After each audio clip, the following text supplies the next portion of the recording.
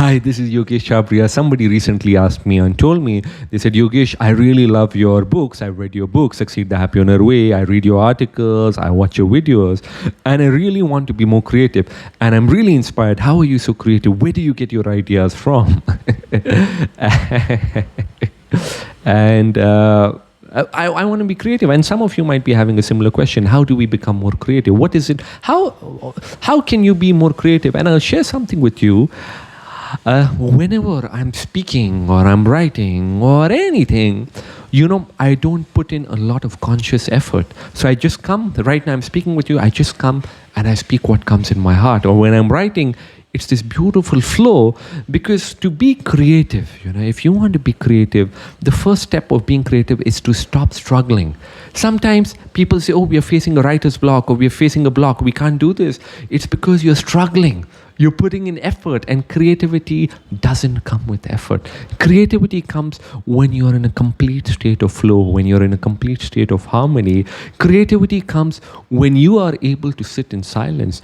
So many times people are unable to sit in silence. They are unable to sit. Many times people are unable to sit with themselves. And in order to be creative, you need to be able to sit with yourself. You need to be able to sit in silence.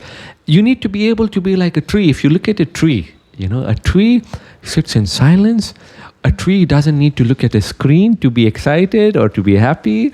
A tree doesn't need to watch some program on the internet.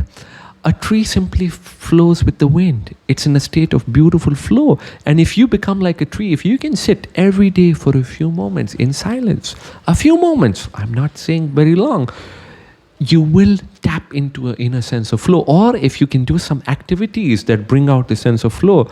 So for example, Murakami, the author, the Japanese author, he shares how he loves to go for runs. He's a marathon runner, because when he runs the marathon, it is a meditative process. He disconnects from everything and he gets in a sense of flow. Or you could go swimming, or you could practice yoga, so many things. You could practice painting, you could practice dancing, or you could play a musical instrument. All these things. You could meditate, you could practice Happy Owner's open meditation experience, which is free, which you could check out the guided meditation. Now, all these things bring you in a sense of flow. They bring out a sense of creativity. That's why many times you will hear great scientists, great inventors saying, we came up with this invention when we were taking a shower, or when we were sitting on the pot. The reason is, when they were taking a shower, they didn't have any external stimulant. They were in a sense of flow. They were in a sense of silence. These days, people, even when they go to the toilet, they take their mobile. They're staring at their mobile, and that in fact reduces your creativity. It doesn't just reduce your creativity; it increases stress. It increases anxiety. So, if you want to be creative, tap into your inner sense of flow. Is one of the most powerful ways to be creative, and you will be surprised the solution you get, the ideas you get. Even if you're running a business, you're working in a company, you're a scientist, you could be anybody. You could be a musician, an actor, a movie maker, a writer, a director, an artist. You need these moments of silence, and also connecting with nature. Connecting with nature is so beautiful and so powerful for your creative process, and I love it. So and also if you have purity in your heart, if you have love in your heart, and if you really want to do something good for the other person. I was in Chennai, and in Chennai I met somebody who runs A.R. Rahman's School of Music, and she was telling me about A.R. Rahman, and she was saying how he has a deeper his music is a spiritual journey for him. It's a spiritual process, and how he looks at music as a spiritual experience.